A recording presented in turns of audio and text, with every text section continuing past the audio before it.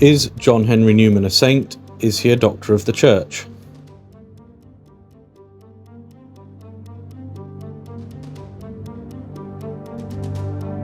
The short answer is no.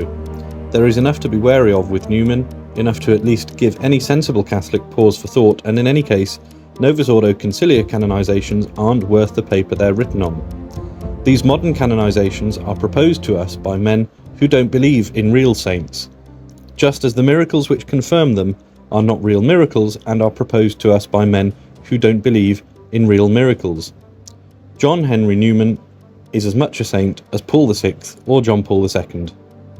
The first part of this article will deal with the question of real saints and conciliar saints, the second part with Newman himself. Part 1. When is a saint not a saint? Remember that Novus Ordo calendar removed many genuine saints, as though they no longer existed and were therefore no longer to be venerated. Take, for instance, the 14 Holy Helpers.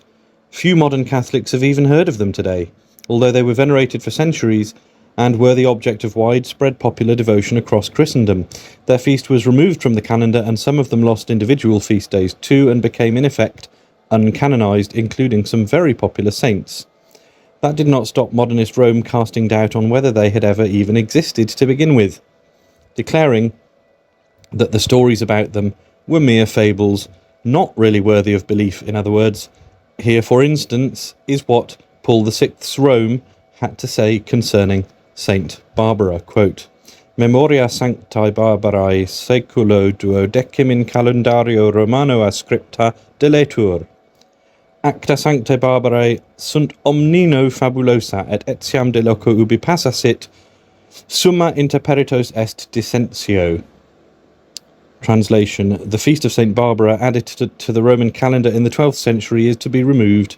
The life of Saint Barbara is totally legendary, and even the place of her martyrdom is not agreed upon by experts. Unquote. Taken from Calendarium Romanum 1969, page 147.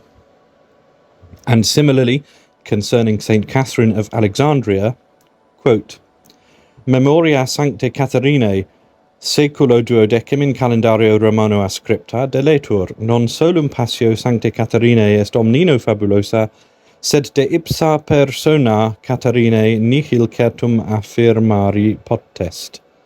Translation: the feast of Saint Catherine, added to the Roman calendar in the 12th century, is to be removed. Not only is the martyrdom of Saint Catherine entirely legendary, but nothing certain can be asserted about the person of Catherine herself. Unquote. From the same source. By the way, it is difficult to appreciate what is conveyed by those words omnino fabulosa, which keep cropping up. A total fable, a complete fairy tale, not in any way true. In other words, not just an exaggeration, but a total, utter fabrication. And it is not just Saint Catherine of Alexandria and Saint Barbara who were treated this way. Saint Christopher is another example of a very popular saint who was nonetheless removed completely from the calendar, as well as Saint Dorothy, Saint Pius I, and many more besides. Others, such as Saint George and Saint Valentine, were demoted to a commemoration in certain local places only, which had much the same effect as removing them altogether. In the motu proprio presenting his new calendar, Mysterii Paschalis, 1969, Paul VI cites, you've guessed it, Vatican II, as his justification, quoting the following passage from Sacrosanctum Concilium, number 111. Quote, lest the feasts of the saints should take precedence over the feasts which commemorate the very mysteries of salvation, many of them should be left to be celebrated by a particular church or nation or family of religious. Only those should be extended to the universal church which commemorate saints who are truly of universal importance. Unquote.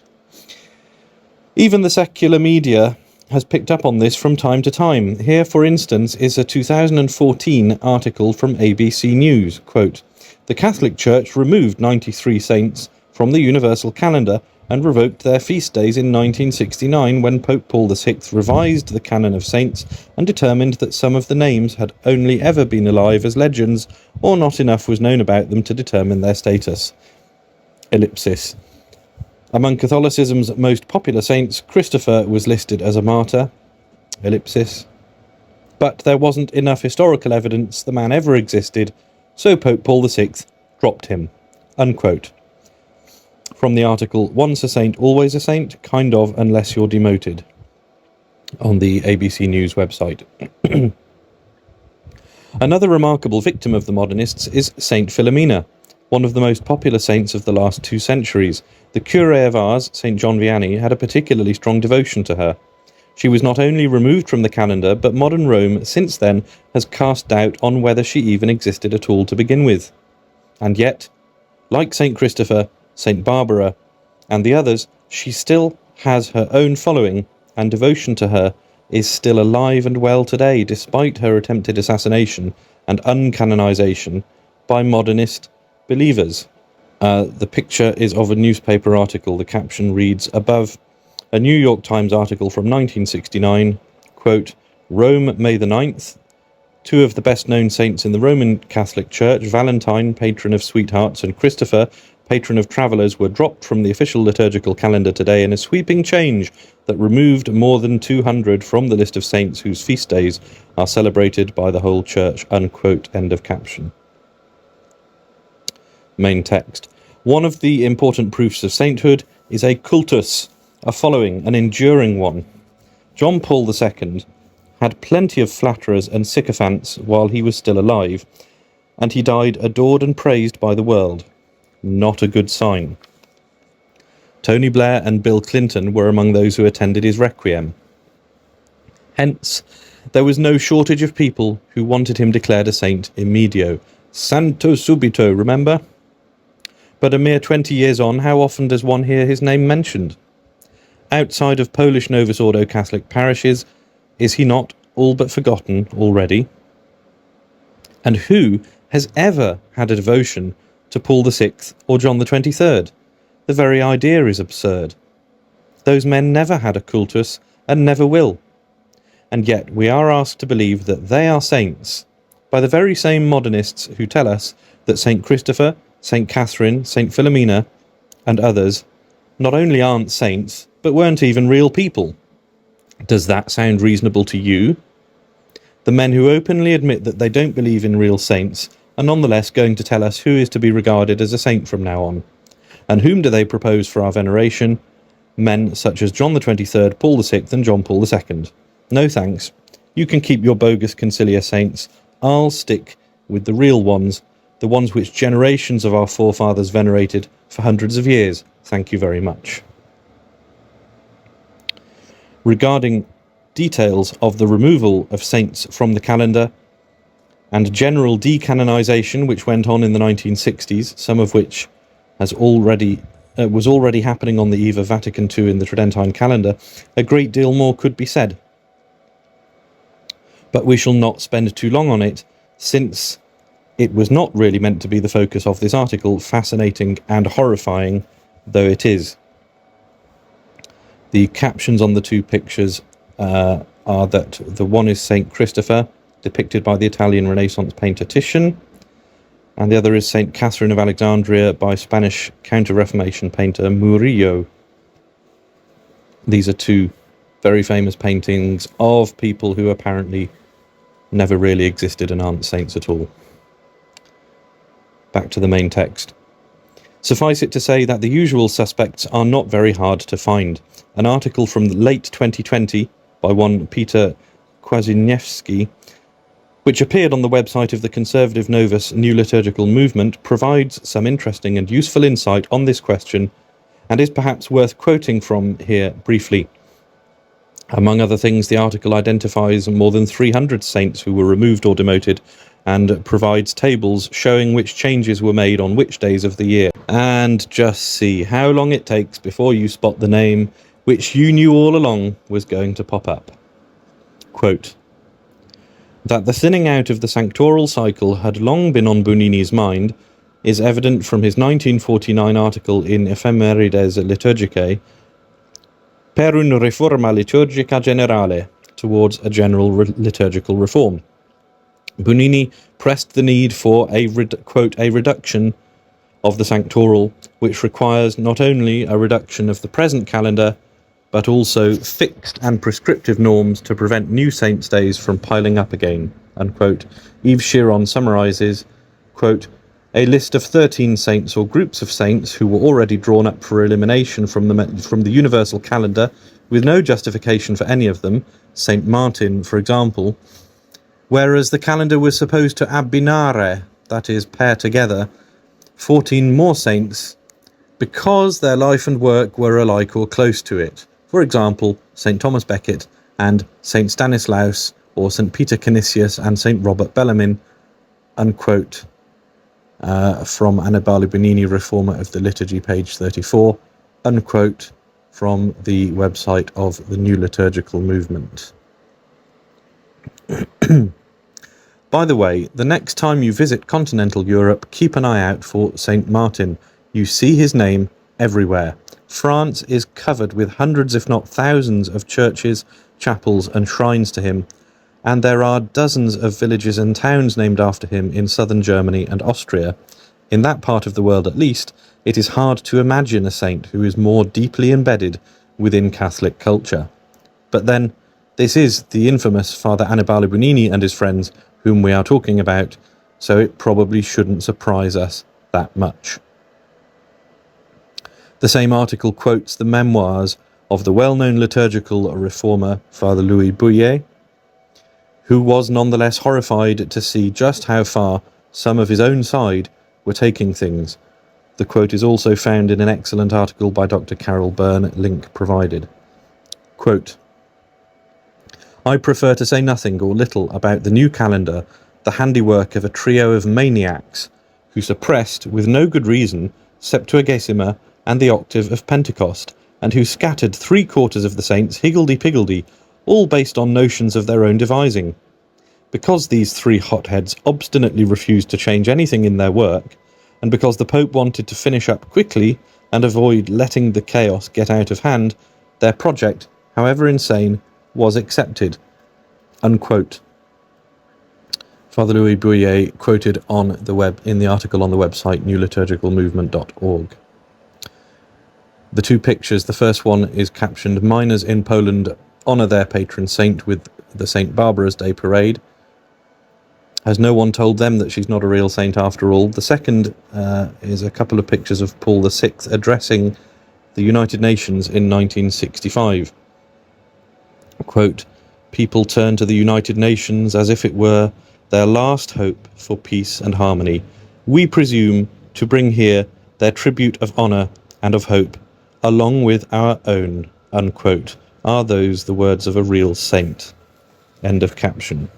What is a canonization? Behind all this, underlying the question, is something which it is difficult to put one's finger on, an attitude which itself is wrong. There is more than a whiff of the "because I say so" type of argument, which reeks of voluntarism and nominalism. Let us remind ourselves, it is the saint that makes the canonization, not the canonization which makes the saint. Let that sink in for just a moment. Is a saint because Rome says he's a saint? Or does Rome say he's a saint because he is one? Which comes first? The reality, or the word, the pronouncement, the description of that reality? In previous centuries, canonization was simply a matter of popular acclamation. Then it was done more formally at a diocesan level by the local bishop. In the Middle Ages, it became something reserved to the Holy See. Over time, the requirements understandably became stricter. The process which emerged in the modern era was something resembling a court case. The soul in question had to be proven a saint beyond all doubt, and was regarded almost as though guilty until proven innocent, not a saint until proven a saint.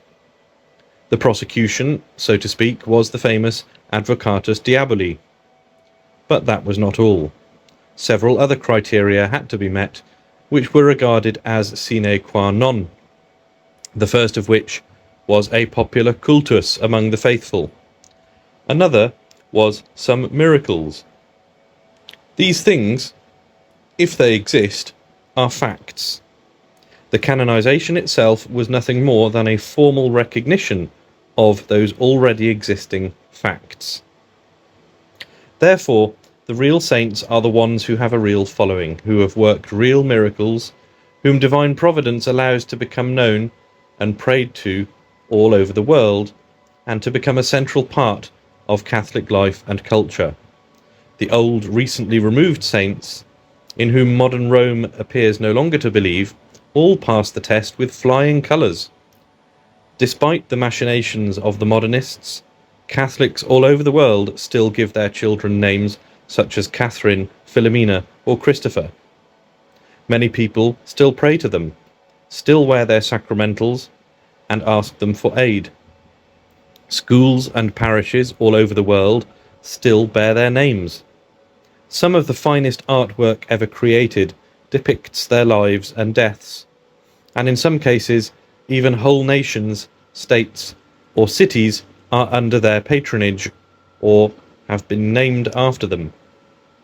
And there is no shortage of modern-day miracles either. As mentioned above, the curé of Ars alone procured many miracles through the intercession of Saint Philomena.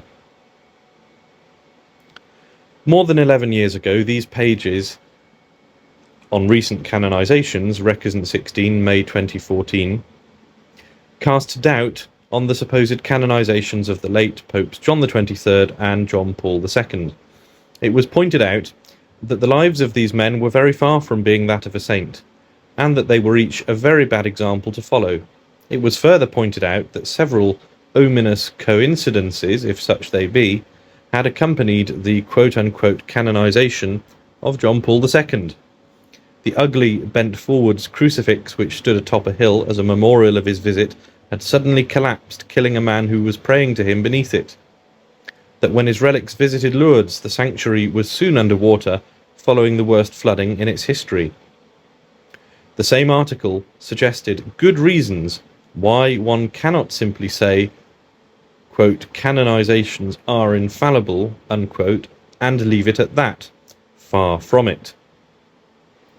The object of infallibility is doctrine, that is, things to be believed by us and necessary for our salvation. A canonization, on the other hand, is not a matter of doctrine necessary for our salvation. It is saying that someone is a saint, which means not only that the person in question is in heaven, but that he or she is an example which you or I can follow and learn from as a means of achieving heaven ourselves. That is why not one single baptized infant has ever been canonized, despite there being presumably tens or even hundreds of thousands of candidates. Newly baptized babies die all the time. There is even one in our family. They are certainly in heaven. You can pray to them, but they are never canonized. No statues of them will ever appear in churches, no feast days in the calendar. Why? Because there is no life to follow. They died too young to give an example for anyone to follow. That is also why it is such a scandal for even the conciliar church to claim that Paul VI or John Paul II are saints.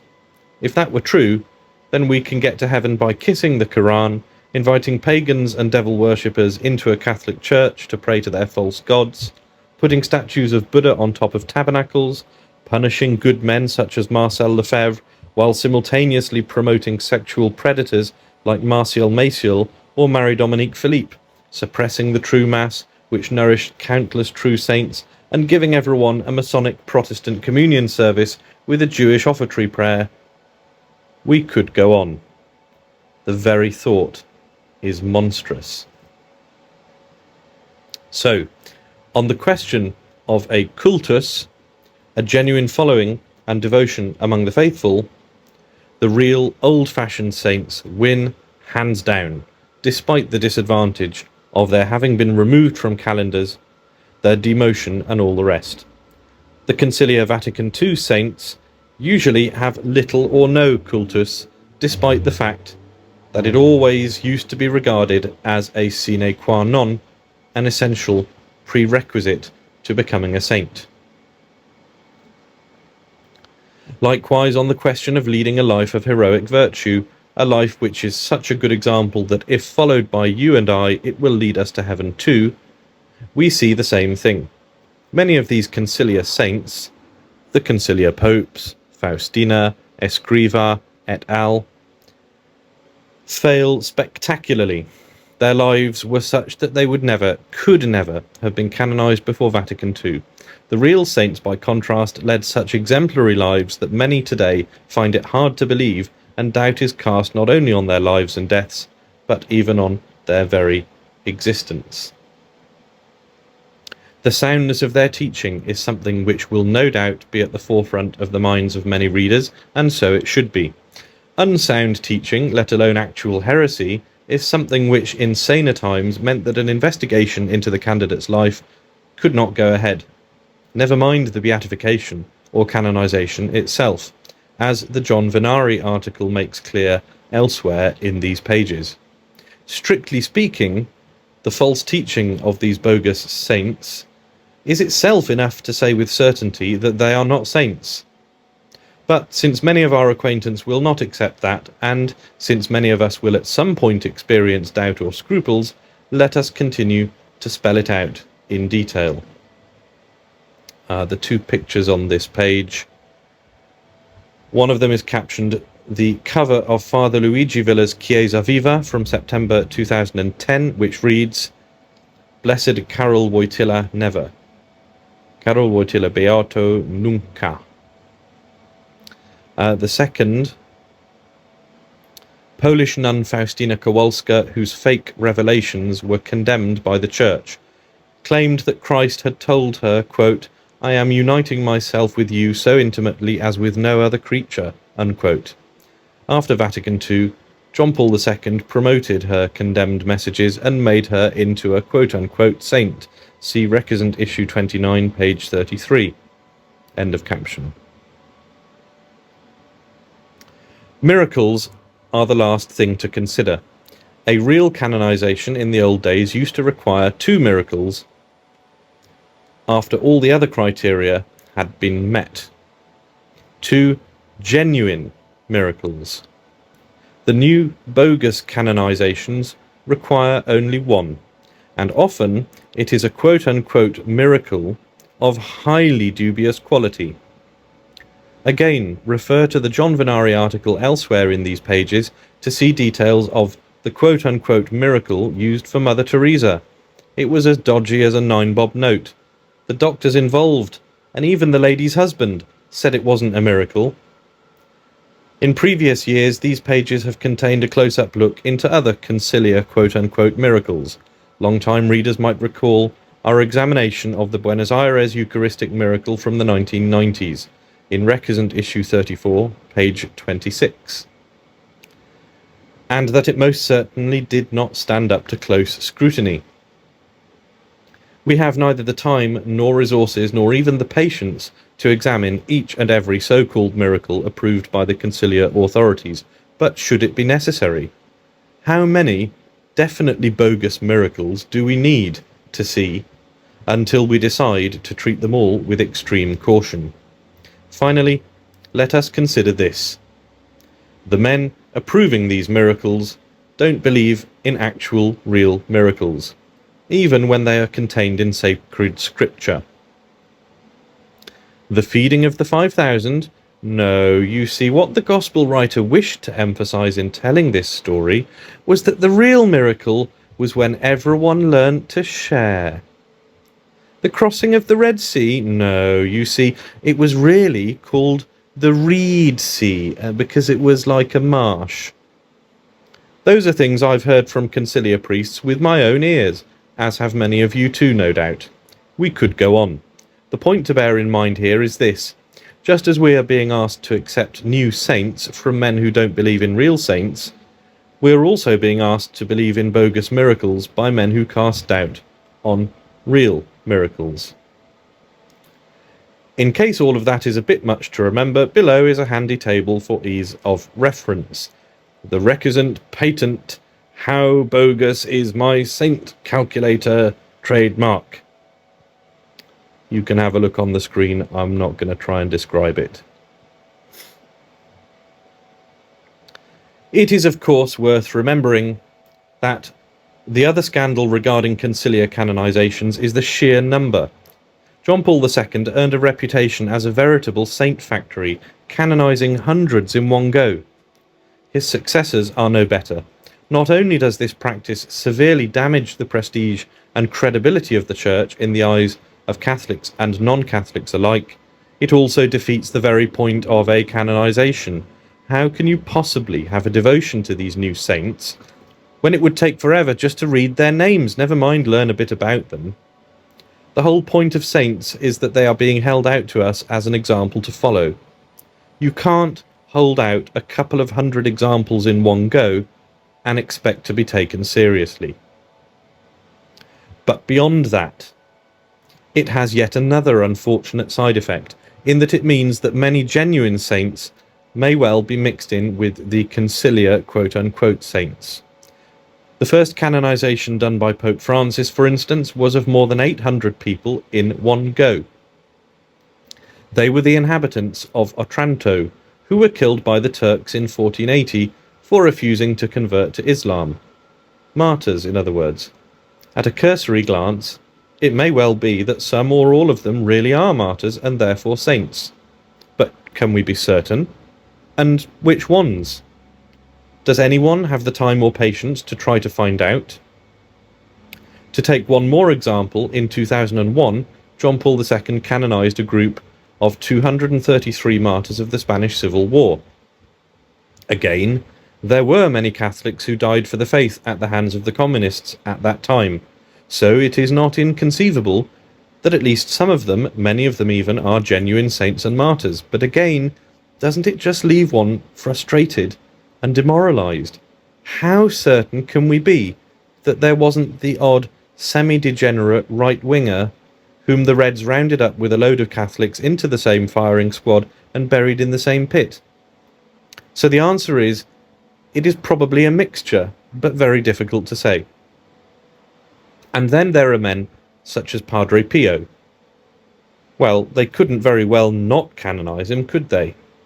They know full well that his presence in amongst all those other conciliar saints will lend them credibility. And what about the 40 martyrs of England and Wales? Well, they were of course martyrs at the hands of the English Protestant regime. They were beatified in 1929, and most of the work for their canonizations was surely done before the council. So despite the fact that the actual canonization wasn't done until 1970, surely one can take them as being genuine saints who were always going to be canonized, even had Vatican II and the crisis in the Church never happened. We could go on. But all this really means is that the conciliar quote-unquote saints are a bit of a mixed bag, to put it mildly. Some unmistakably genuine saints have probably been given a conciliar canonization. What an insult to them. They'll need to be given a real canonization when the crisis is over. Then there are others who may well have been saints. And then there are a lot of highly dubious quote-unquote saints. And then finally, there are those who are definitely not saints. So a conciliar canonization doesn't necessarily mean that the person is a saint, but it doesn't necessarily mean that he isn't a saint either. What a mess. The caption to the picture reads, "The bones of the 813 martyrs of Otranto in Italy. But just how certain can we be that every single one of them is in fact a saint?" End of caption. Where does Newman fit into all of this? All of which is by way of demonstrating that just because the Conciliar Church says that Newman is a saint, that doesn't really mean anything. It means that he's somewhere on the spectrum of conciliar saints, somewhere between Padre Pio at one end and Paul VI at the other. Newman may not be a Paul VI, but he may not necessarily be a Padre Pio either. So what are we to make of him? It doesn't help that he has long been someone whom all sides seem to be trying to claim. The liberals and modernists claim that he's one of them. The conservatives of various sorts say that the liberals are twisting things and that really Newman is on their side. Readers of a certain age who made their way out of the Novus Ordo to tradition may well be reminded of similar debates which used to surround John Paul II and Benedict XVI while they were alive and on the papal throne. In the 1980s, 90s and early 2000s, John Paul II's encyclicals would have the more orthodox sound bites quoted by people who were still trying to remain faithful inside the Novus Ordo, a shrinking constituency which has now all but disappeared in this country, whereas out-and-out modernists and politically correct semi-Marxists could quote other passages from the very same encyclical. Many conservative Novus Ordo people became traditionalists after realising that the liberals and modernists actually had a point. John Paul II really was a modernist and a liberal, and not the conservative they had always thought him to be. Well, is it possible that something similar is going on with John Henry Newman? With that in mind, let us briefly look at some of the criteria mentioned above.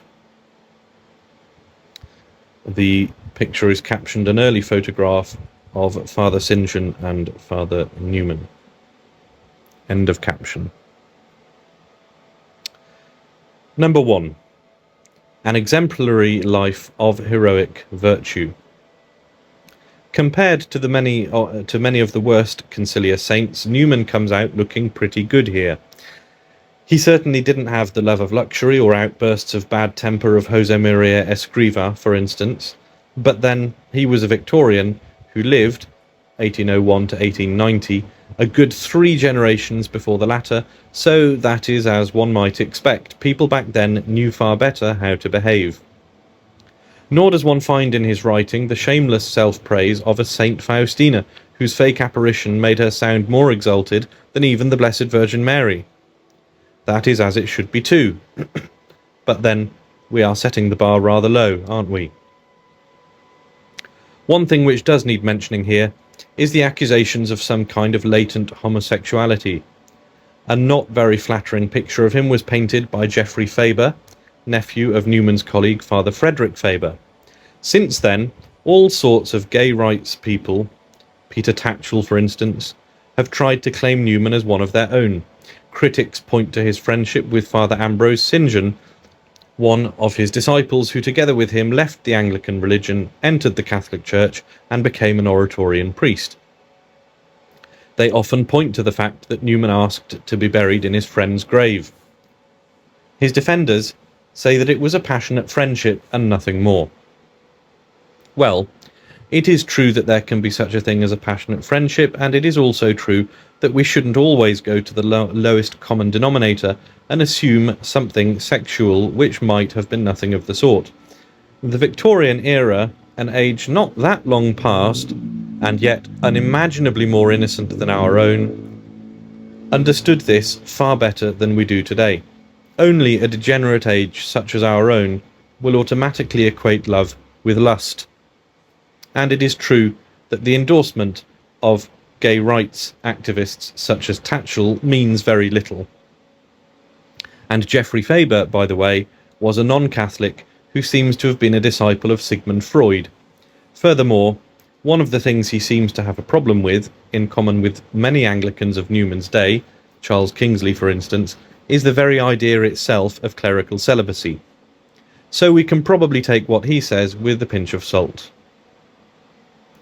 All of which is to say that Newman is almost certainly not guilty of this particular charge, but in passing we should perhaps add that it would have been nice to know for certain, and that had there been a proper, thorough investigation of his life and morals, with the devil's advocate and all the rest, greater certainty might have been possible.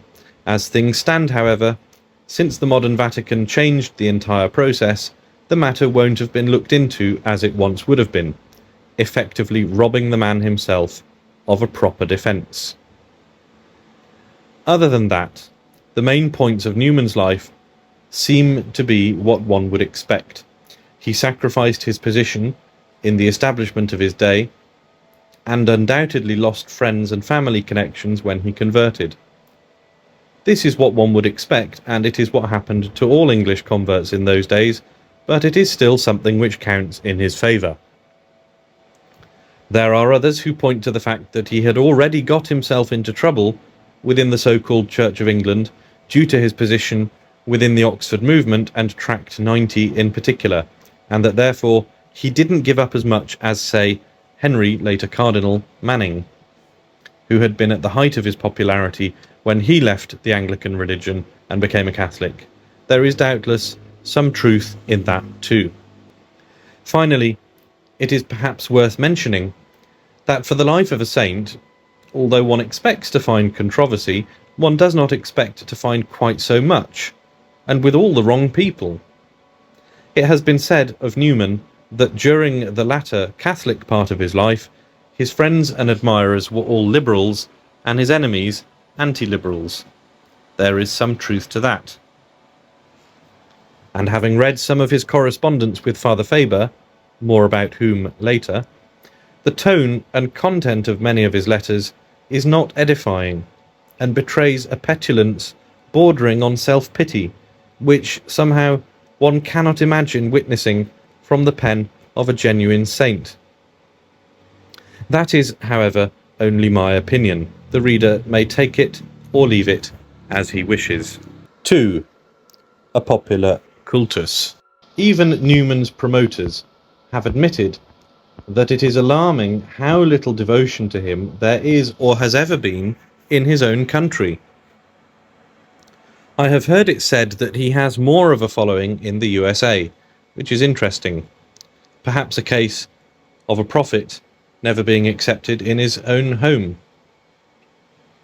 But it still ought to be a concern to anyone interested, and ought to have been of great interest and great concern to anyone involved in his cause for canonization.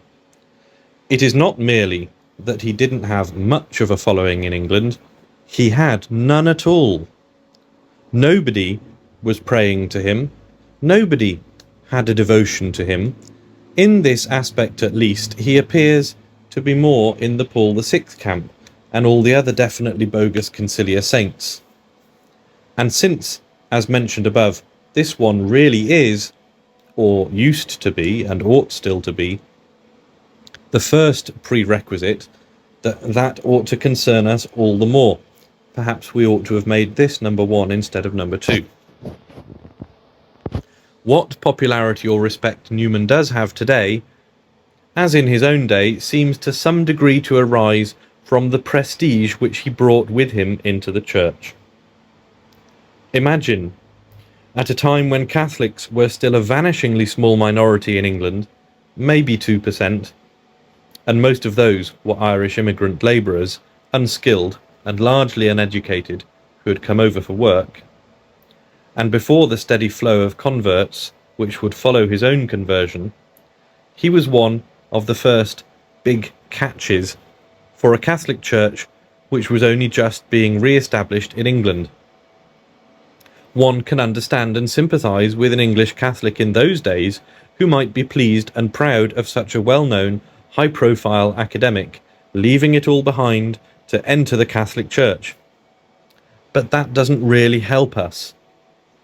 In the late 19th and early 20th centuries, there was no suggestion that Newman had been a saint, and no devotion to him anywhere, from what we can see. What very little exists in recent years appears to have been drummed up by conciliar liberals in the wake of Vatican II. In summary then, in the old days before the Vatican II revolution, the lack of a cultus would have meant that Newman would not even have been considered for beatification or canonization in the first place. And in the days before Vatican II, he had no cultus at all. Therefore, he ought never to have been considered to begin with, and on these grounds alone there is good cause to doubt whether he is a real saint, even if he is a conciliar, quote-unquote, saint. Number 3. Genuine miracles. Oh dear. Have you ever noticed how all the bogus conciliar quote-unquote saints always seem to work medical miracles. Both miracles allegedly worked by Paul VI, for instance, involved an unborn child. The doctors predicted it would have a defect, but in the end it was born healthy. Anyone with any experience of these things will tell you that doctors continually make dire predictions about unborn babies which turn out not to be true, especially when they are using it to push the mother into getting an abortion, as was the case here. I have even known it within my own immediate family circle, as I am sure many of you will have too. That the baby is then born perfectly fine and healthy does not in any way mean that a miracle has taken place. It means you can't trust modern doctors. In a similar vein, there is the medical quote-unquote miracle allegedly worked by Mother Teresa, details of which are given in the John Venari article found elsewhere in these pages. Regrettably, Newman's quote-unquote miracles do appear to be of a similar kind. More of these medical miracles, which seem to take place whenever a conciliar saint is made. His beatification miracle was curing a Novus Ordo married deacon of a spinal condition. But details of this supposed miracle are surprisingly hard to find in both Catholic and secular press, and even the official Oratorian website, newmancanonization.com/Newman's miracle, which gives a detailed account of his canonization miracle, is silent regarding the prior miracle used to beatify him. Why might that be? Well, our suspicions, it seems, are well founded, and we can be grateful to SSPX priest Father Paul Kimball for including them in the introduction to his 2019 book on Newman. Quote, on July the 3rd, 2009, Pope Benedict XVI recognised the healing of Deacon Jack Sullivan in 2001 as a miracle for Newman's beatification, which occurred on September the 19th, 2010.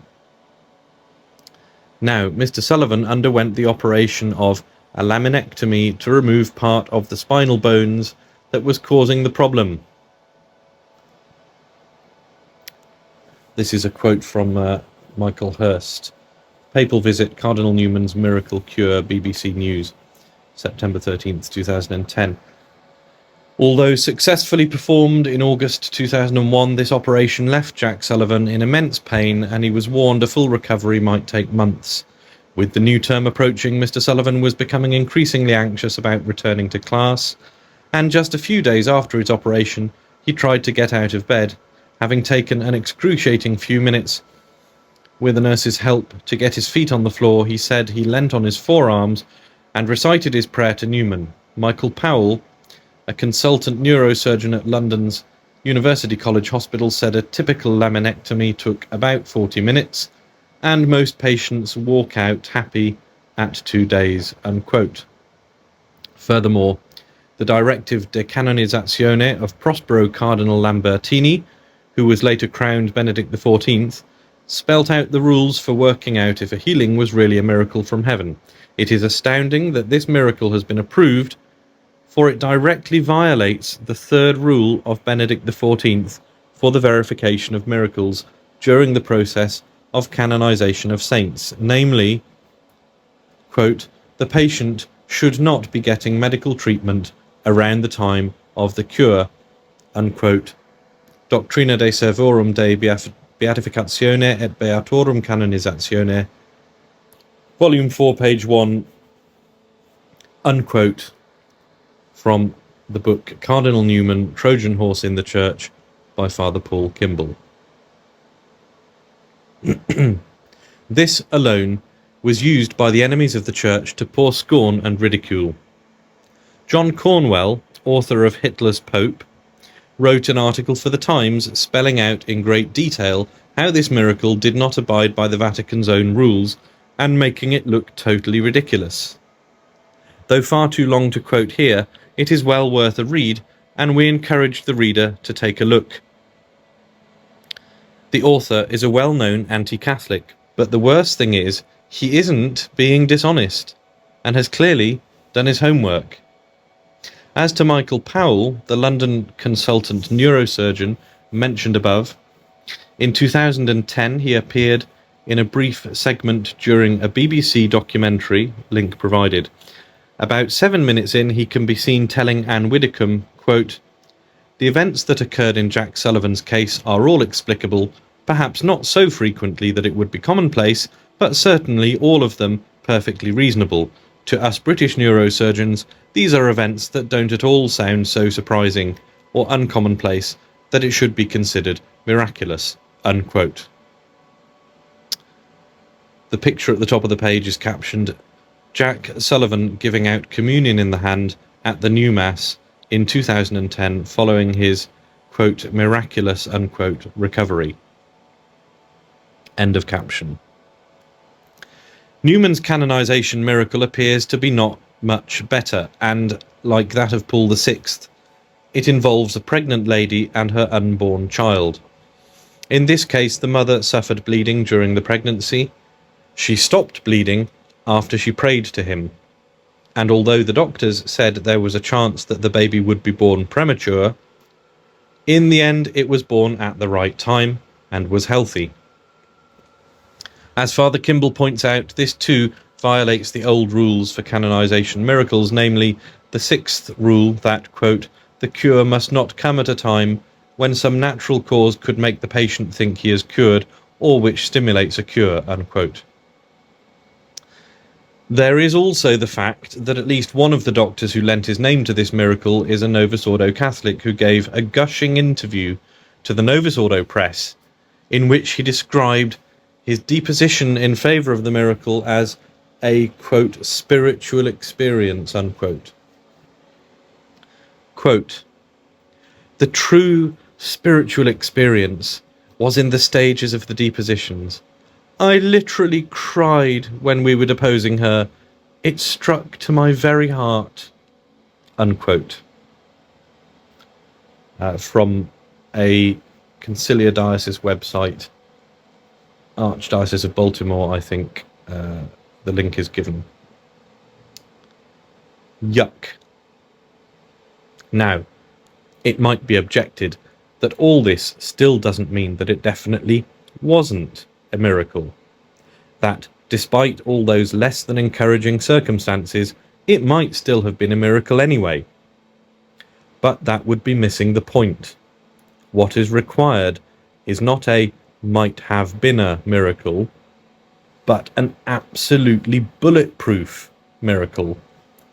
One which cannot be explained any other way, since the credibility of the entire process, and with it the credibility of the Church, or in this case the Conciliar Church, is at stake. And besides which, given all that we have already seen from the Conciliar Church, do we not have at the very least the right, or even the duty, to be a little sceptical? Let us just say that it is a very great shame that these miracles couldn't have been a little more unimpeachable. Ah, well. Number 4, sound doctrine. Newman's canonization is almost certainly due to the fact that the modernists recognise in him a man whose thinking paved the way for Vatican II. As mentioned above, conservative Novus Ordo Catholics and even some traditionalists say that he is being misrepresented and claimed in much the same way as the gay rights lobby claim him for themselves. On the other hand, this is not the whole story. Despite what his supporters say, there is undoubtedly something not quite right with his teaching, but this is so important that it is worth examining here at some length. Part 2. What is the real problem with Newman? If Newman is not a saint, then he cannot, by definition, be considered a doctor of the Church, and we could end this article here. However, it is as one becomes gradually better acquainted with the man and his thinking that the picture which emerges becomes increasingly disturbing. Newman's background. Lest we be accused of ignoring it, let us begin, then, with the question of Newman's family background and antecedents. The introduction to Father Kimball's fascinating book, Cardinal Newman, Trojan Horse in the Church, quotes an extract from the Reverend Dr. William Francis Barry's 1903 biography of Newman. Quote, born in the City of London, not far from the Bank, on February the 21st, 1801, John Henry was the son of John Newman and Jemima Fourdinier, his wife, the eldest of 6 children, 3 boys and 3 girls. His father, says Thomas Mosley, was of a family of small landed proprietors in Cambridgeshire, and had an hereditary taste for music, of which he had a practical and scientific knowledge, together with much general culture. He was chief clerk, and afterwards partner in a banking firm, was also a Freemason, with a high standing in the craft, an admirer of Franklin, and an enthusiastic reader of Shakespeare. These particulars, except the last, will prepare us for the fact that in an earlier generation the family had spelt its name Newman, with 2 N's, and it was understood to be of Dutch origin, and that its real descent was Hebrew. The talent for music, calculation and business, the untiring energy, legal acumen, and dislike of speculative metaphysics, which were conspicuous in John Henry, bear out this interesting genealogy. A large part of his character and writings will become intelligible if we keep it in mind. That his features had a strong Jewish cast is evident from his portraits, and was especially to be noted in old age. It may be conjectured that the migration of these Dutch Jews to England fell within a period not very distant from the death of Spinoza in 1675. Unquote. Barry would later change his mind and retract what he had written. For whatever that is worth, some might say that his words stand or fall on their own merit. The Thomas Mosley to whom he refers was a friend and contemporary of Newman, who became his brother-in-law after marrying one of Newman's younger sisters. He too was part of the Oxford movement, and almost became a Catholic in 1843 until Newman talked him out of it. He was someone who ought to know what he was talking about, in other words. His work Reminiscences of the Oxford Movement is available here, link provided on archive.org. Mosley tells us that Newman's mother was a Calvinist of French Huguenot extraction, and as for the father's having been a high-ranking Freemason, he is careful to add that, quote, no one of his 3 sons was initiated into it, unquote. Well, what if Newman's family were originally Jews? Does that in itself mean that we cannot trust the man? No, of course not. On its own, that fact doesn't mean a great deal. And if it is tempting to look at parallels between Newman's thought and Jewish thought, it is also true that there are several very great saints whose families were of Jewish origin, Saint Therese of Avila, for instance. And if there were to be found a link between his family and upbringing and the thinking evident in his later writings, then the question still hinges on the soundness of that thinking. If there is, as Barry suggested, a dislike of metaphysics, then that is the real issue. Hence, for what follows, we will simply state what others appear already to have spotted in Newman's thinking, and point the reader who wishes to know more in the direction of greater, more diligent minds than the author of these few pages. What follows is a non-exhaustive sample. We will try to focus on the relevant quotations and keep our own commentary to a minimum. The influence of Kant and Hegel. Quote, Newman's writings have a marked influence from the philosophy of Immanuel Kant, who is commonly known to have provided the philosophic groundwork of modernism, even though Newman himself categorically twice declares, "I never read a word of Kant," in letters to W.S. Lilly in 1884-85. But he also said, "I never read a word of Coleridge." This latter remark is, as Wilfrid Ward says, not the only instance in which his memory was in later years at fault. Wilfrid Ward, Life of Cardinal Newman, 1912, Volume 1, page 8, unquote. Taken from Cardinal Newman, Trojan Horse in the Church, by Father Kimball, Chapter 6. Quote, "He possessed, it is true, a copy of Micklejohn's translation of Kant's Critique of Pure Reason, 1855, and its leaves are cut from the beginning to the Doctrine of Categories," unquote. Johannes Arts, Newman in Contact with Kant's Thought, in the Journal of Theological Studies, Volume 31, Number 2, page 517. Quote, "The philosophical basis of the Oxford movement was indirectly derived from Kant. Coleridge was the first among English thinkers to study and understand Kant, to assimilate his teaching, and to reproduce it in a new form. I am concerned with his effect upon the Tractarian movement. Cardinal Newman, in a paper published in the British Critic in 1839, reckons him one of his precursors as, quote, providing a philosophical basis for it, as instilling a higher philosophy into inquiring minds than they had hitherto been accustomed to accept," unquote, unquote. W.S. Lilly, Ancient Religion and Modern Thought, London, 1884. Quote, "It was Newman's contention that the intense theological study which had preceded Ineffabilis Deus, the Apostolic Constitution of Pius IX on the Immaculate Conception, had brought Catholic schools into union about it, while it secured an accuracy of each. He believed that each of the two schools of thought, which had previously existed on the subject of Our Lady's Immaculate Conception, quote, had its extreme points eliminated, and they became one, because the truth to which they converged was one," unquote. Newman seemed to assert that the only means of doctrinal progress was along the Hegelian lines of thesis, antithesis, and synthesis.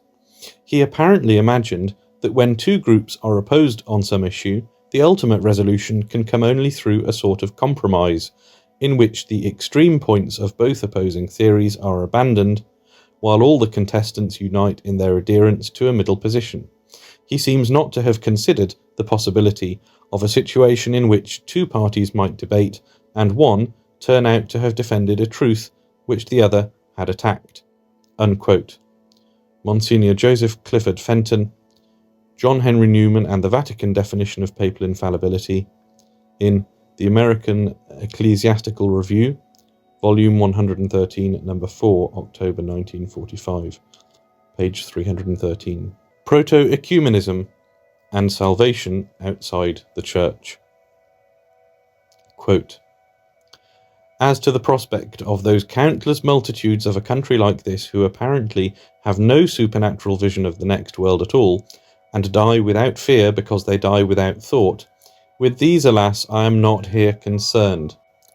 But the remarks I have been making suggest much of comfort when we look out into what is called the religious world in all its varieties, whether it be the High Church section or the evangelical, whether it be in the Establishment or in Methodism or in Dissent, so far as there seems to be real earnestness and invincible prejudice. One cannot but hope that that written word of God for which they desire to be jealous, though exhibited to them in a mutilated form and in a translation unsanctioned by Holy Church, is of incalculable blessing to their souls, and may be, through God's grace, the divine instrument of bringing many to contrition and to a happy death, who have received no sacrament since they were baptized in their infancy. One cannot hope but that the Anglican prayer book, with its Psalter and Catholic prayers, even though these in the translation have passed through heretical intellects, may retain so much of its old virtue as to cooperate with divine grace in the instruction and salvation of a large remnant. In these and many other ways, even in England and much more in Greece, the difficulty is softened which is presented to the imagination by the view of such large populations who, though called Christian, are not Catholic or Orthodox in creed." Unquote. From Newman, certain difficulties felt by Anglicans in Catholic teaching in 12 lectures addressed in 1850 to the Party of Religious Movement of 1833, published in 1901, volume 2, pages 356 to 357. Quote, "All this is quite consistent with believing, as I firmly do, that individuals in the English Church, that is, the Anglican Church, are invisibly knit into that true body of which they are not outwardly members, and consistent too with thinking it highly injudicious, indiscreet, wanton to interfere with them in particular cases. Only it is a matter of judgment in the particular case." Unquote. From Newman, Letter to Jemima Moseley, October the 9th, 1845, which, as it happens, is the very day on which he was received into the Catholic Church. Quote, the context of this quote is that Newman is writing to somebody and he's saying that his fellow Catholics in England are complaining about him and that they're saying that he's doing nothing. And they are saying, quote, "Why has he made no converts as Manning and Faber have? Here is the real secret of my doing nothing. The only thing, of course, which it is worth producing is fruit, but with the cardinal, immediate show is fruit, and conversions the sole fruit. At propaganda, that is to say, in Rome, conversions and nothing else are the proof of doing anything. Everywhere with Catholics, to make converts is doing something, and not to make them is doing nothing. Ellipsis. But I am altogether different. My objects, my theory of acting, my powers go in a different direction, and not one understood or contemplated at Rome or elsewhere. Ellipsis. I am afraid to make hasty converts of educated men, lest they should not have counted the cost, and should have difficulties after they have entered the Church. I do but imply the same thing, that the Church must be prepared for converts, as well as converts prepared for the Church. How can this be understood at Rome? What do they know there of the state of English Catholics, of the minds of English Protestants? What do they know of the antagonism of Protestantism and Catholicism in England? The Cardinal might know something, were he not so one-sided, so slow to throw himself into other minds, so sanguine, so controversial and unphilosophical in his attitude of mind, so desirous to make himself agreeable to the authorities at Rome." Unquote. An extract from Newman's journal, January 1863, which can be found on the website newmanreader.org. Manning, of course, refers to Cardinal Manning, the Cardinal Archbishop Primate of England and Wales, from 1865 to his death in 1892, and therefore one of Newman's superiors. Faber is Father Frederick Faber, contemporary and former colleague of Newman, like him an Oratorian, and the founder of the London Oratory. Newman's Oratory was in Birmingham. This is not the only time that we will see Newman and Faber at odds, and the differences between the two always seem to be favourable to Father Faber, but more on that later. In the meantime, lest there be any doubt at all, what Newman is expressing is contrary to sound Catholic teaching. Quote, "Good hope at least is to be entertained for the salvation of all those who are not at all in the true Church of Christ." Unquote. Pius IX, Syllabus of Errors 1863, condemned proposition number 17. Quote, "Some say that they are not bound by the doctrine explained in our encyclical letter of a few years ago, Mystici Corporis Christi, and based on the sources of revelation, which teaches that the mystical body of Christ and the Roman Catholic Church are one and the same thing. Some reduce to a meaningless formula the necessity of belonging to the true Church in order to gain eternal salvation." Unquote. Pius XII, Humani Generis, number 27. Quote, The teaching that the dogma of the necessity of the Church for salvation admits of exceptions is, in the last analysis, a denial of the dogma as it has been stated in the authoritative declarations of the ecclesiastical magisterium, and even as it is expressed in the axiom or formula extra ecclesiam nulla salus. It is important to note that that teaching is found in Cardinal Newman's last published study on this subject. Ellipsis. Obviously, there could be no more effective way of reducing the teaching on the necessity of the Church for the attainment of eternal salvation to an empty formula than the explanation advanced by Newman in what are probably the least felicitous pages of all his published works. That explanation is certainly one of those reproved in the encyclical letter Humani Generis. Unquote. Monsignor Joseph Clifford Fenton, The Catholic Church and Salvation, 1958, quoted by Father Kimball in Cardinal Newman, Trojan Horse in the Church, Chapter 7. The picture which emerges is that when the Vatican II modernists of today claim that Newman is a precursor and one of their own, this is not mere wishful thinking on their part, but based, at least in part, on a genuine understanding and appreciation of his thinking. Quote, after his conversion, he could and did publish dismissive statements about Anglicanism that were wounding to his former Anglican friends. But at a more fundamental level, Newman was a bridge figure between Catholicism and Anglicanism. His Apologia Pro Vita Sua insisted on the reality and permanent value of his teenage evangelical conversion, and the book is pervaded by an affection and gratitude for the Anglican mentors from whom he learned and deepened his Christian faith. More fundamentally, he never abandoned the historical, scriptural, and patristic studies that shaped his Anglican writings. Ellipsis.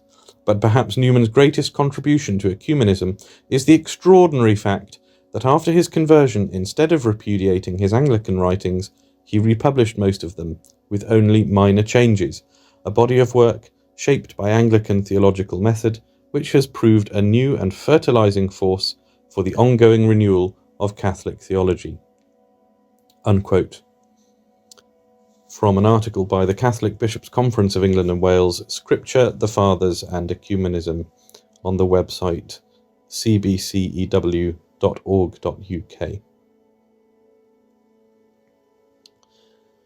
The idea that even after being received into the Church, Newman somehow remained an Anglican in his heart and in his thinking is something of a recurring theme, and does seem to explain a great deal, including why so many of his fans today are converts to the Conciliar Church from Anglicanism, and who, all too often, are found to still be Anglican in all but name.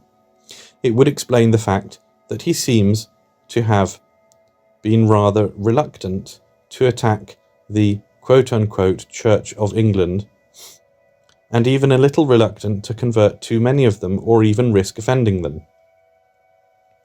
Concerning the restoration of the Catholic hierarchy in England and Wales, which took place in 1850 and offended many Anglicans at the time, his biographer tells us, quote, he was not in complete sympathy with the Cardinal's constructive programme, the Cardinal being Cardinal Wiseman, the Archbishop Primate of Westminster. He had already deprecated in his letters to Faber the policy of unnecessary advertisement, akin to boasting, and the proclaiming of supposed triumphs out of all proportion to facts and realities. This feeling henceforth steadily deepened in his mind. He seems, from his letters, to have regarded the institution of the new hierarchy as part of the movement associated with the name of Augustus Welby Pugin. Ellipsis. He did not wish to weaken the hold of the Church of England on the masses. The established Church was, in his eyes, a great power in English society for good, for religion, and against the growth of infidelity. The, quote, conversion of England, unquote, was, moreover, not a practical prospect. To weaken the establishment was to damage a bulwark of religion, while Catholics had as yet no adequate force to supply its place. It was true enough that the bishops and clergymen up and down the country had used the most violent and unjustifiable language against Catholicism. But Newman's more normal policy was to be above cheap retort, to consider solely the practical interests of religion. From his letters at this time, we may gather that he would have been glad rather than sorry if the new hierarchy had been abandoned. Unquote. From Wilfrid Ward's Life of Cardinal Newman, Volume 1, page 257 and following. And of course, latent Anglican sympathy or manner of thinking would also explain his surprising attitude towards devotion to the Blessed Virgin Mary. Readers outside of England may not fully appreciate that, unlike Baptists, Calvinists, and other Low Church Protestants, the Protestants of the so-called Church of England had retained some devotion to the Blessed Virgin Mary of a kind, as they still do in some places today, although only a pale imitation of the true devotion to her found in the Catholic Church. Hence we find that Anglicans then as now were very uncomfortable with Catholic Marian devotion as found, for instance, in the writings of St. Louis de Montfort or St. Bernard of Clairvaux. Low views about the Mother of God. Quote, "Whether he knows it or not, he has become the centre of those who hold low views about the Holy See, are anti-Roman, cold and silent to say no more about the temporal power, national, English, critical of Catholic devotions, and are always on the lower side." Ellipsis. It is the old Anglican, patristic, literary Oxford tone transplanted into the Church. It takes the line of deprecating foreign devotions, ultramontanism, anti-national sympathies. In one word, it is worldly Catholicism, and it will have the worldly on its side and will deceive many. Ellipsis. The one thing which will save us from low views about the Mother of God and the Vicar of our Lord is the million Irish in England and the sympathy of the Catholics in Ireland. I am thankful to know that they have no sympathy for the watered, literary, worldly Catholicism of certain Englishmen. Unquote. Cardinal Manning, Letter to Monsignor Talbot, 25th of February, 1866. Newman's perceived, in the eyes of his own superiors, Anglican Mariology is another stark contrast with his fellow Oratorian, Father Frederick Faber. Faber was the first to translate St. Louis de Montfort's true devotion to the Blessed Virgin Mary into English, and was a great proponent of popular Marian devotions for the faithful, devotions which doubtless were of the sort regarded as foreign by Newman and his friends, at least in Cardinal Manning's view. Processions, devotional candles, the May crowning, and other things which were commonplace in other countries had fallen out of use in England and were being reintroduced by men like Faber. In his introduction to True Devotion, Faber echoed Manning's complaint about a certain type of English Catholic who is always trying to downplay the Blessed Virgin Mary. Though he does not name names, it is difficult not to see Newman in his complaint. Quote, "Here in England, Mary is not half enough preached. Devotion to her is low and thin and poor. It is frightened out of its wits by the sneers of heresy. It is always invoking human respect and carnal prudence, wishing to make Mary so little of a Mary that Protestants may feel at ease about her. Its ignorance of theology makes it unsubstantial and unworthy. It is not the prominent characteristic of our religion which it ought to be." Unquote. F. W. Faber, Introduction to True Devotion to the Blessed Virgin Mary. Newman's own writings show that Manning's opinion of him wasn't so wide of the mark. Extravagant devotions are all very well for foreigners, but here in England it just won't do. Quote, "I suppose we owe it to the national good sense that English Catholics have been protected from the extravagances which are elsewhere to be found." Ellipsis. "In the case of our own common people, I think such a forced style of devotion would be simply unintelligible. As to the educated, I doubt whether it can have more than an occasional or temporary influence. If the Catholic faith spreads in England, these peculiarities will not spread with it." Unquote. Newman, letter to John Keble, 8th of October, 1865. Once again, it should come as no great surprise that today's Episcopal modernists claim Newman as their forerunner. On this question of Marian devotion, for instance, the Catholic Bishops' Conference of England and Wales, like Cardinal Manning, identify Newman as a downplayer of devotion to the Blessed Virgin Mary. Unlike Manning, however, they wholeheartedly approve. Quote, "His 1866 open letter to Pusey formulated a rich Marian theology based entirely on scripture and patristic writings rather than the pious legends and extravagant emotion that partly characterized 19th century Catholic Mariology. That reliance on scripture and the fathers would prove fruitful for the 20th century movement Nouvelle Théologie, which helped revitalize Catholic theology and influenced the theological idiom of the Second Vatican Council, for instance, the chapter in Lumen Gentium on the role of Mary in salvation history owes a great deal to Newman's example." Unquote. From the website of the Catholic Bishops' Conference of England and Wales. The reader will no doubt recall that John the 23rd appointed a preparatory commission which included, among others, Archbishop Lefebvre. That the preparatory commission spent 2 years prior to Vatican II preparing draft documents for discussion at the council. That once the council began, John the 23rd allowed the modernists to hijack the proceedings and to throw out all the far too traditional schemata and replace them with documents of their own, which were far more modernist.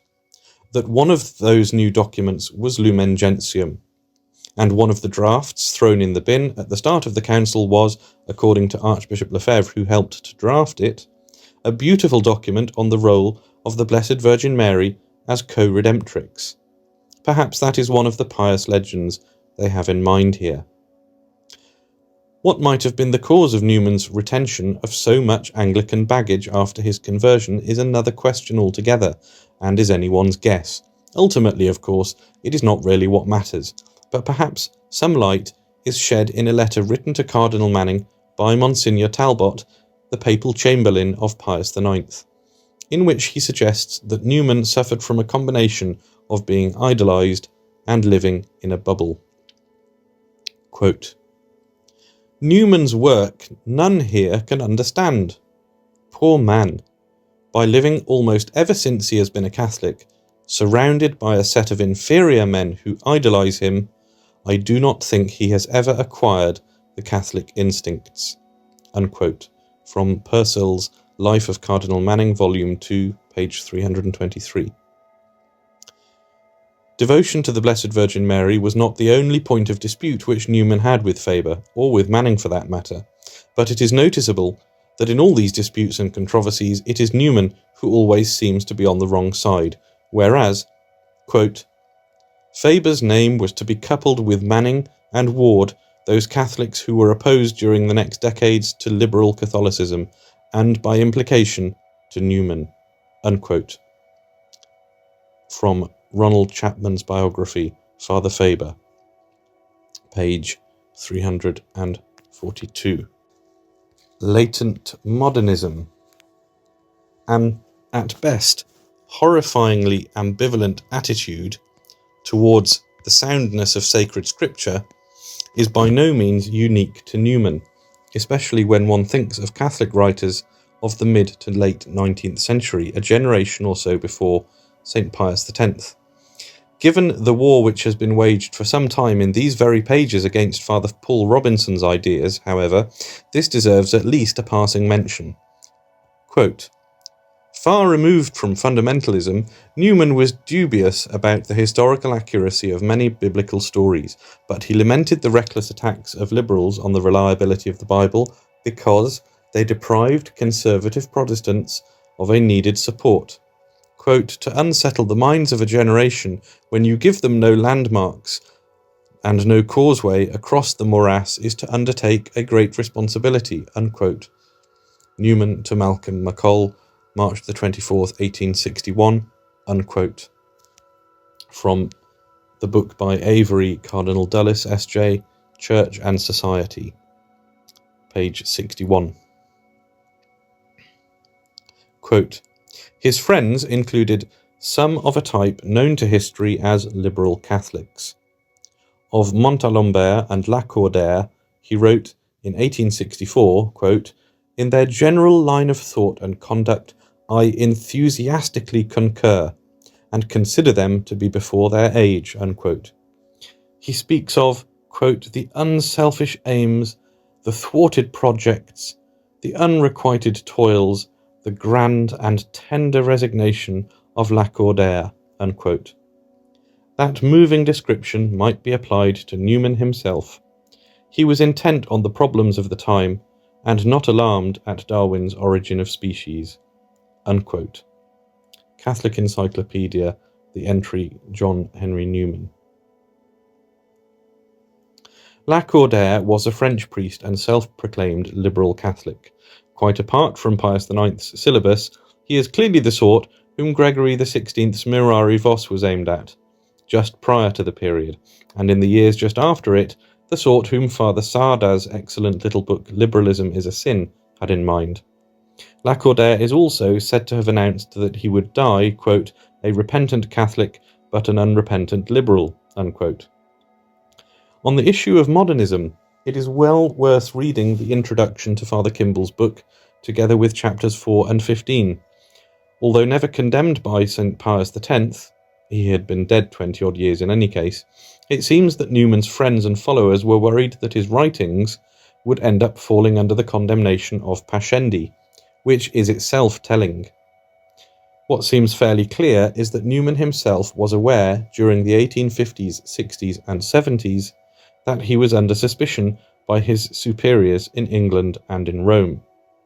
Hence, when one encounters a certain ambiguity in his writings, might that not be, at least in part, because he was trying to avoid getting into trouble? Such ambiguity, orthodox one moment, novel the next, hard to pin down, is a classic symptom of the modernists a generation or so after Newman. Quote, hence, in their books you find some things which might well be expressed by a Catholic, but on the next page you find things which might have been dictated by a rationalist, unquote. St. Pius X, Pascendi Dominici Gregis, number 18. This is why merely quoting from Newman is not enough. It is when one begins to see him in context through the eyes of his contemporaries that the picture begins to come into focus. Here, for instance, is one of the leading modernists condemned by St. Pius X, Father George Tyrrell, who, although not a disciple of Newman in the strict sense, nonetheless did claim Newman's thought as having laid the foundations for his own modernism.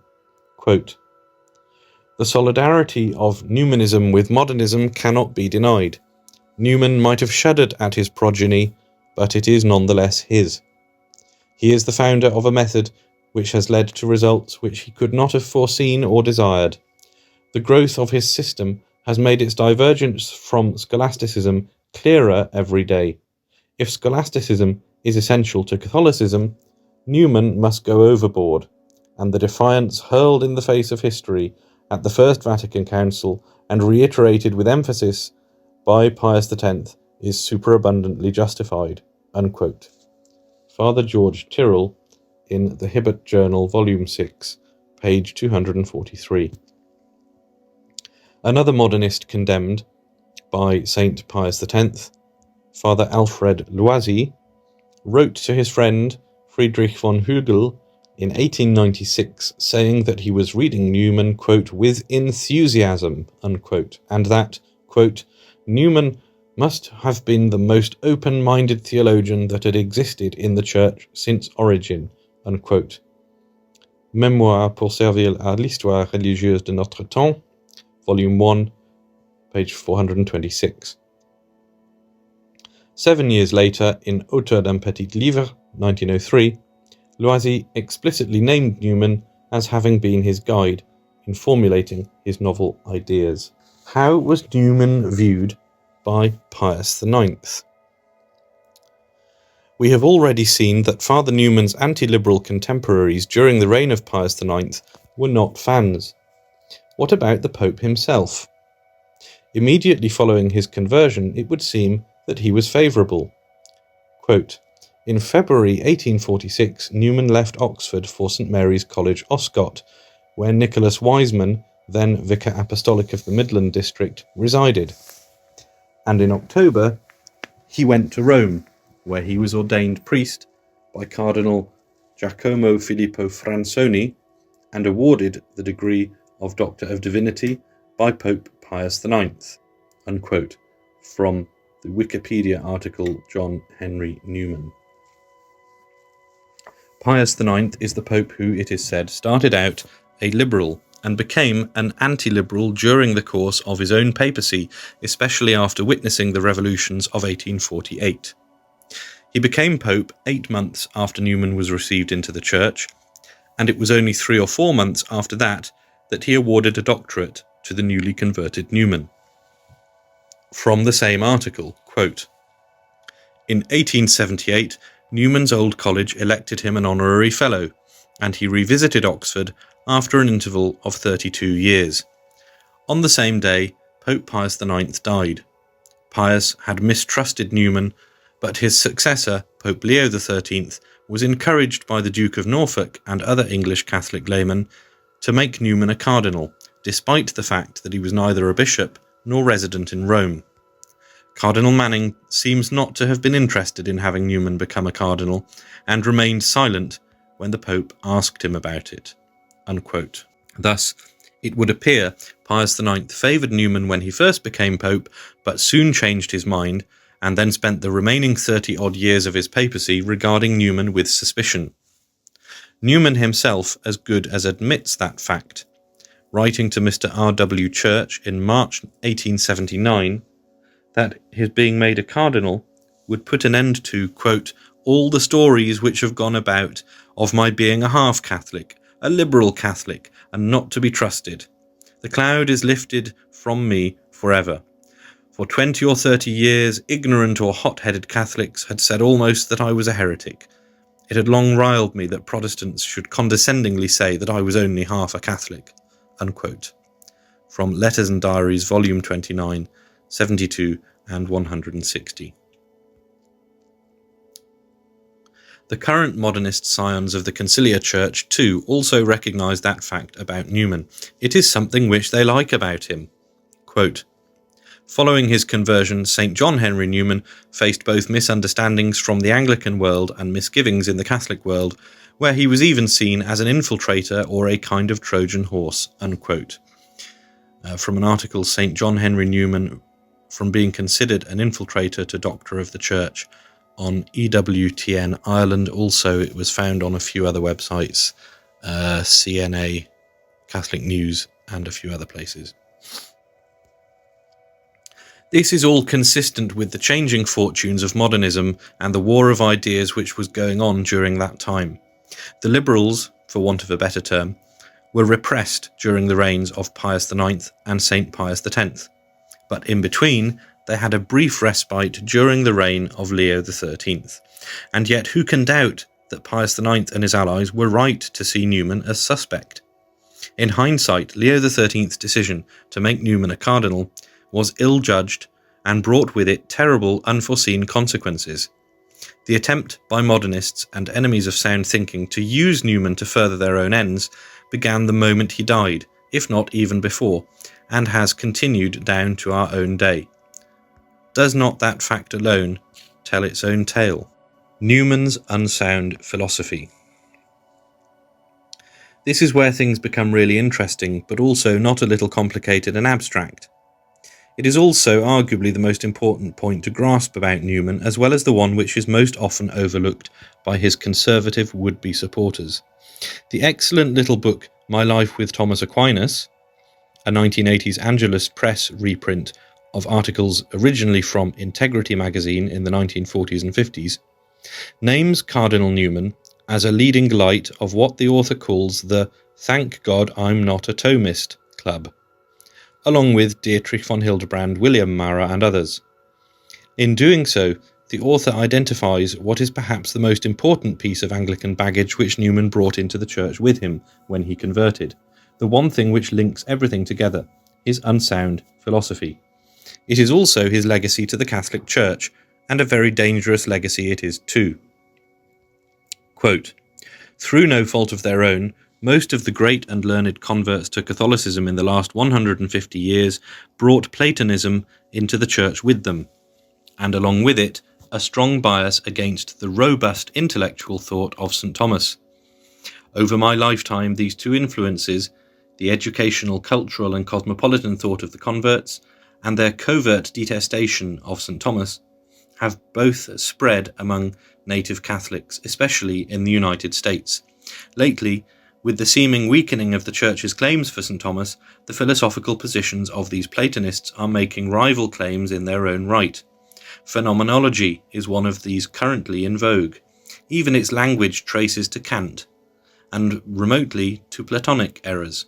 Philosophical pluralism is claimed to put them on a par with the thought of St. Thomas, with a view to eventually replacing him in the Hegelian manner." Unquote. Through no fault of their own is perhaps being generous, but how culpable Newman may or may not have been is hardly the point. Unsound philosophy is still dangerous, even if it is brought forward in good faith. How is it dangerous? So that we do not fill another 20 pages with the discussion of Plato and Aristotle, let us take just one fairly obvious example, that of conscience. Here is a neat little summary from the official website of Newman's 2019 Novus Ordo canonization. Quote, "The great gift which Newman saw could safely steer a person through all this controversy is conscience. Conscience, the, quote, aboriginal vicar of Christ, unquote, is that faculty every human being has to know what is right. It is the voice of God himself speaking in our soul." From the website newmancanonization.com, article Newman and Conscience. This concept is not Catholic. It is a novelty. But it is not the word conscience itself which is novel, rather the meaning being attached to it. For St. Thomas Aquinas, conscience is a thing which one does, much as we might say knowing or understanding, which is the Latin root of the word. It is not an aboriginal conscience, which informs us of right and wrong, and how we ought to act. That honour belongs to the virtue of prudence. Prudence, being one of the four cardinal virtues, is not a thing one does so much as a thing which one has, which one possesses, which is the Latin root of the word habit, a habitus, a thing which is had. This concept of a conscience as a faculty which we all possess, the aboriginal voice of God within us and all the rest, is not new and wasn't even in Newman's day. How then can it be that Newman is given the credit for it? The answer is that it was new within the Catholic Church, because it is a Protestant idea, and the fact that many Catholics have in some degree fallen for it in the years since does not change that fact. Newman himself as good as admitted this concept, that his concept of conscience was essentially Protestant. Quote, "When Anglicans, Wesleyans and various Presbyterian sects in Scotland and other denominations among us speak of conscience, they mean what we mean, the voice of God in the nature and heart of man." Unquote. Letter to the Duke of Norfolk, page 247. Very well, but what difference does this make in practice?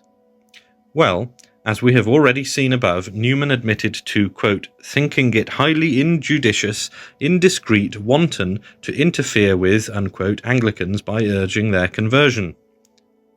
Yes, that could be attributed to a lingering sympathy for the false religion which formed him, a nostalgia, Anglican baggage, and so forth. But how can an intelligent man justify it to himself? It is because these Anglicans must follow their conscience, even if what it says is wrong, even if it leads them into error. Quote, "Still he must act according to that error while he is still in it, because he is in full sincerity, he thinks the error to be truth." unquote.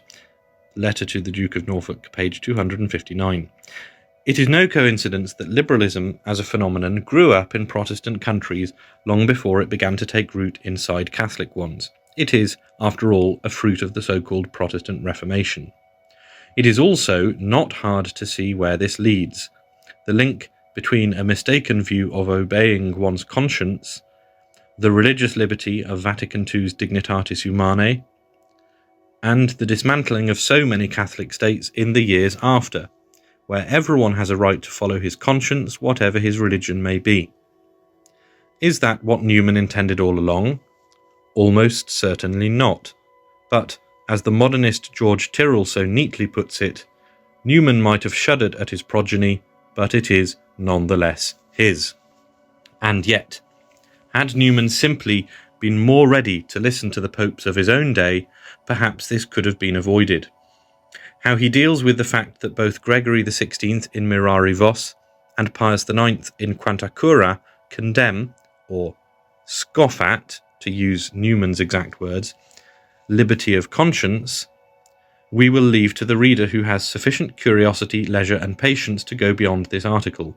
For our purposes, it is enough to show that when Newman is accused of having brought foreign, un-Catholic ideas with him into the Church, that is not an unfair or fanciful charge. And conscience is not the only example of his unsound thinking. Newman's ideas about probability he owed to having read the works of Anglican bishop, quote-unquote Bishop Joseph Butler, as he himself admitted. His essay on the development of Christian doctrine was viewed as highly suspect by eminent Catholics then and since, and his article for the Rambler, on consulting the faithful on matters of doctrine, so controversial that he had it published anonymously, was denounced to Rome as heretical by the Catholic Bishop of Newport, and even Newman's own ordinary, Bishop Ullathorne, intervened and told him to stop writing for that magazine. Final verdict. Whether he intended it or not, there can be no doubt that John Henry Cardinal Newman was used by the enemies of the Church ultimately to bring about the revolution through which we are all living. His philosophy is Anglican and untomistic. He held low views about the Blessed Virgin Mary, and he was, at least, hesitant about the need for Anglicans to abandon their heretical false religion and enter the one true Church founded by our Lord Jesus Christ. Like his modernist offspring, the liberal Catholic is a slippery customer. He seems to say now one thing, now another, now sound, now unsound. Wholly orthodox sounding one moment, the next virtually heretical. For this reason he is hard to nail down, hence it is difficult for anyone to convict him. If he is a prolific writer, it is all the harder, and Newman wrote a huge amount. For this reason, as we have already said, it makes sense not merely to look at his words in a vacuum, but to consider how they were received at that time. And it is when we look at how Newman was viewed by his contemporaries that a clear picture begins to emerge. Newman's opponents, many of whom were great men in their own day, all seem to agree that his ideas were unsound and suspect, in a word, that he was a liberal. But if we look to his friends and admirers in his own day, very often liberal Catholics themselves, they too all seem to agree that Newman was a liberal. The one thing that both sides seemed to agree on was that Newman was a liberal. Newman died in 1890. In the period immediately after his death, the men who took up his banner and kept his writings alive were liberals and modernists. Some of them went on to be condemned by St. Pius X, even if Newman himself was not. But condemned or not, they too all seem to have regarded him as a liberal and a proto-modernist. In our own day, the liberals and modernists claim him as one of their own and the basis for their own ideas. The picture is remarkably consistent, the only inconsistency being today's conservatives, among whom are some calling themselves traditional, who insist on the mistaken belief that Newman was somehow a sound Catholic, an anti-liberal, traditional. Perhaps what is lacking is their own understanding of what those terms really mean. At any rate, Newman was not and is not. Nor is he a saint, nor is he a doctor, nor ever will be. There is a reason that the conciliarists of today have raised him this far, and seek to raise him further. They are not stupid. They know a fellow traveller when they see him, and they are doubtless hoping that their new doctor will be of great use to them in the years ahead in slowly unravelling what little there remains of traditionalist resistance to the Vatican II revolution in the Church. Let us hope that an ever greater number of traditional Catholics will not allow themselves to be fooled. Quote, "Hear this maxim, O you Catholics full of temerity, who so quickly adopt the ideas and the language of your time, you who speak of reconciling the faith and of reconciling the Church with the modern spirit and with the new law, and you who accept with so much confidence the most dangerous pursuits of what our age so pridefully labels science. See to what extent you are straying from the programme set out by the great apostle.